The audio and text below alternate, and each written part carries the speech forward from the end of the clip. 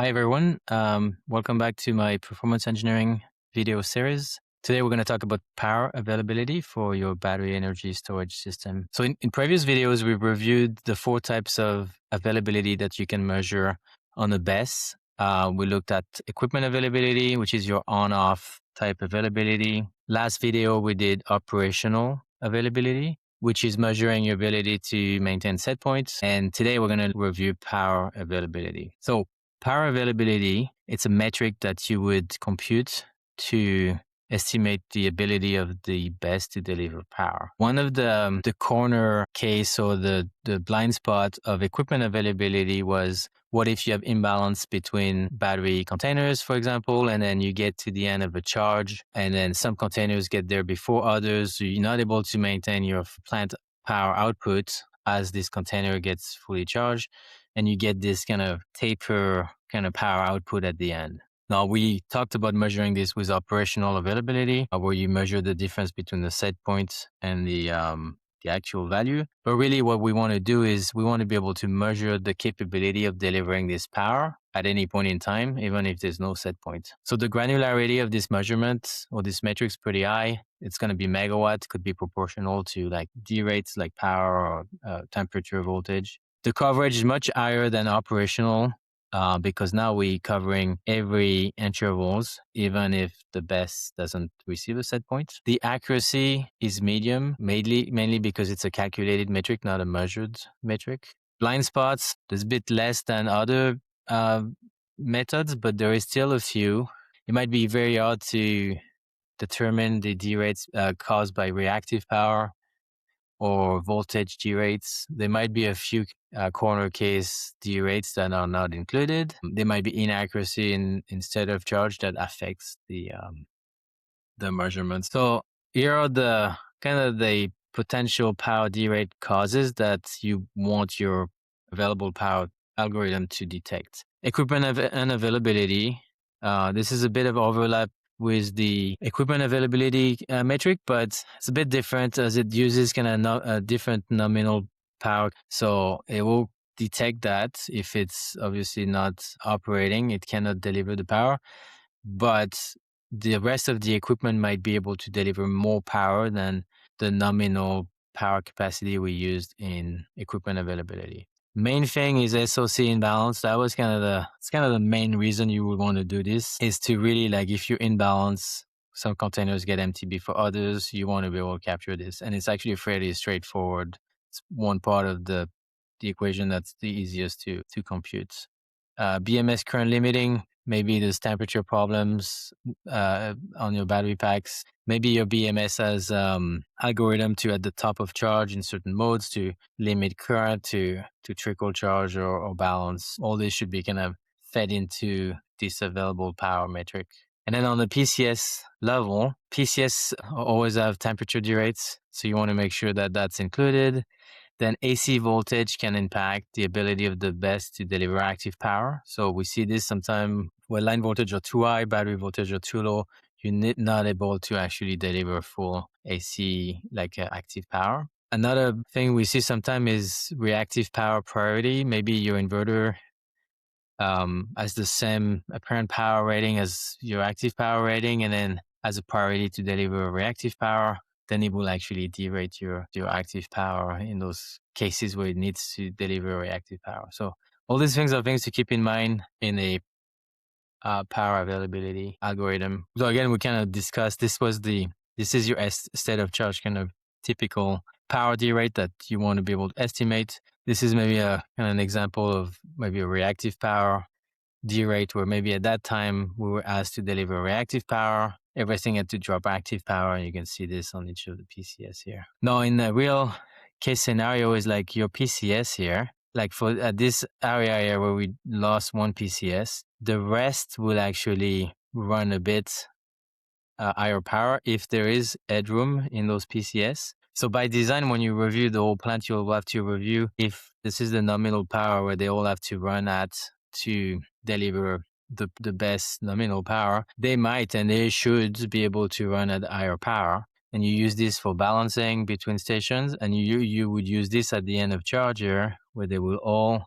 kind of compensate for the loss of this one. And then they'll all try as they drop off here to maintain the full output here. So the real output will actually not drop right away, and it'll look more like this.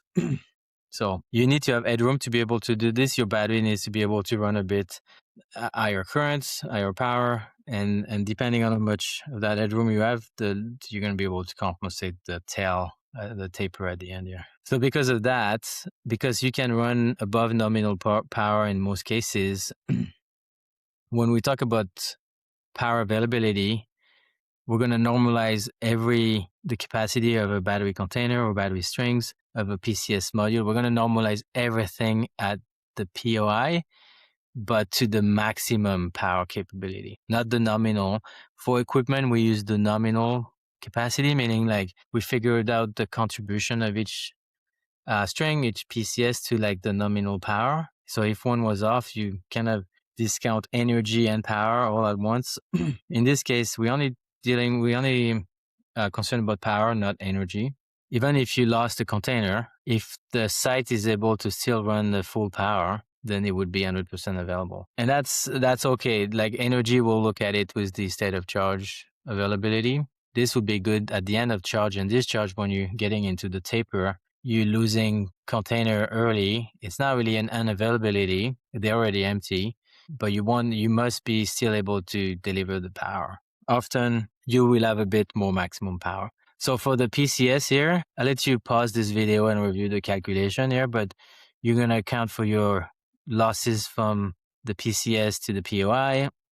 You're going to look at your apparent power and active power to make sure you have headroom for reactive power or not. The bottom line is like you're going to have to look at your very specific site configuration and come up with the maximum power that you can use as a load or as a generator, charge or discharge for a PCS module. Similarly to what we did with equipment availability, we're going to compute the power capability at the bus level. So if there's 3 batteries connected to one bus, we'll calculate at this level, this number here. Or if there's 2, that'll be like 2 numbers here. With the string, same idea. Like your string might be rated for 4 hours, but it's probably able to operate at higher current to do balancing and things like this. So you need to figure out what's the maximum capability that the BMS will let you run at. It might be in current, and you might have to convert it to megawatts.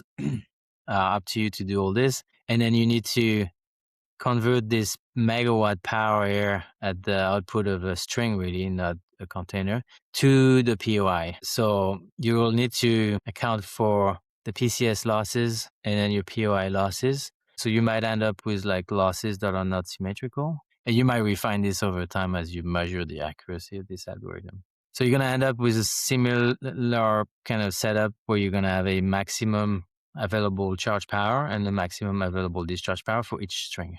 And then for each piece of equipment, if it's a string, you're going to look at the state of charge of the string. And if it's empty, you're going to set the available discharge power of the string to 0, charge power to full, and then the opposite here. You're going to have to rely on the state of charge number from the BMS. You can't really compute this yourself using voltages or other metric, as the voltage really of a string kind of relaxes after it reaches 100% charge and you stop applying current to it. You're going to want the BMS to do this for you. You'll audit it. It's pretty simple kind of algorithm here, at least when you fully charge or fully discharge. The BMS should set the available power to 0 if it's fully charged for charge, and then kind of vice versa. So you're going to want to verify and make sure that this is part of your BMS. And then the BMS should also, on top of using your minimum cell voltage to process your SOC, and you processing does charge power and available charge and discharge power based on the SOC. You're going to want to make sure it also maybe includes some other current limits, maybe based on temperature and other things, and apply them to those numbers here. The one thing you want to make sure is that the maximum values of this are in line with the values that you decided would be the maximum power output for this string. Same thing for the PCS. You're going to take any temperature derate, any voltage limits, any bus interactions. So if you have a 2-bus system, there might be power delta limitation between bus. You're going to want to include that. And then reactive power, priority, make sure that if there is limitation, everything is computed into two numbers here. But this will have to be audited and tested for accuracy. Now, do you have your PCS number, your string numbers, then you can easily add everything up in a simple formula at the bus level. So this example is pretty typical actually of the type of scenario we want to detect. Is this one bus, the top bus here, one string got empty before the others, still connected. Therefore, the available discharge power goes to 0 for the whole bus, because here we take the minimum of the string available discharge power. The charge power is still 100%. So we end up with this. Modules are still way above this at the PCS module, so we're good. In this case here at the bottom, the strings are actually disconnected. So if strings are disconnected, then they don't limit the system. So we're only looking at these 3 strings here. They're all fully available, charge or discharge, but obviously there's only 3 of them, so it's less power. So that's this bus available power. And then you will roll this all up to the BESS level. So to summarize, we calculate at the bus level, that's what we just looked at. Then it's pretty simple. You're just gonna sum up at the PCS if you're interested to know each PCS, but you could also skip this and go directly to sum up the bus instead of the PCS. But when you get to the BESS level, you're gonna track a charge and discharge power, and then you're gonna cap it to the contracted power. Then if you're using this for contractual values, contractual availability, you might want to boil it down to one number, not charge and discharge. So you would do, if you're fully charged, then you would look at the discharge number. If fully discharged, you look at the charge number. And if you're in between, then you would look at the minimum of the two. So if you air, you only care about how much can you charge. If you air, you only care about how much you can discharge. But if you're in between air, you're really taking the minimum of the two. So just to kind of wrap up, there's a couple of things you need to be aware with power availability. One is that you need to test the accuracy of this matrix. It's computed by the BMS and the PCS. You should instruct the providers of these algorithms to make sure it's transparent which numbers for maximum power they use and how the algorithms work, and then they should be kind of tested. And then you need to account for a few corner cases. PCS might go in idle mode or standby mode. How do you treat power availability in these cases? It's really up to you. And then SOC, high and low SOC estimation error. Those are pretty typical, where your SOC algorithms might drift at the best level, and you might get stuck at 99.9% and never get to 100%. My experience is you should probably discount the error, the availability shortfall in those cases using what I call a depth-weighted calculation, whereas if you're only 0.1% off, then you're going to kind of scale it with like that shortfall by that percentage. Or you could just make sure that your SOC algorithms do get to 100%, they never get stuck. But that's something to watch for. And then there might be maintenance modes or special modes where you artificially want to lower your SOC or cap your SOC, kind of make it not reach 100% to force the BESS and all the PCS to continue charging, even if they start dropping power.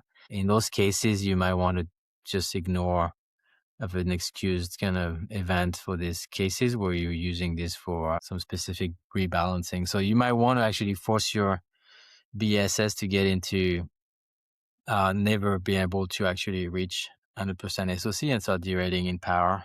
And then you'll have to be aware of those and don't really use them for like performance or like a contractual KPI. Okay, so today we reviewed power availability, a very good metric to layer on top of equipment and operational availability. A few things to be aware of in terms of like weaknesses, but overall, the main message should be this will be able to detect your imbalance.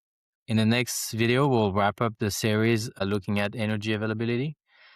So stay tuned, and I'll see you in the next video.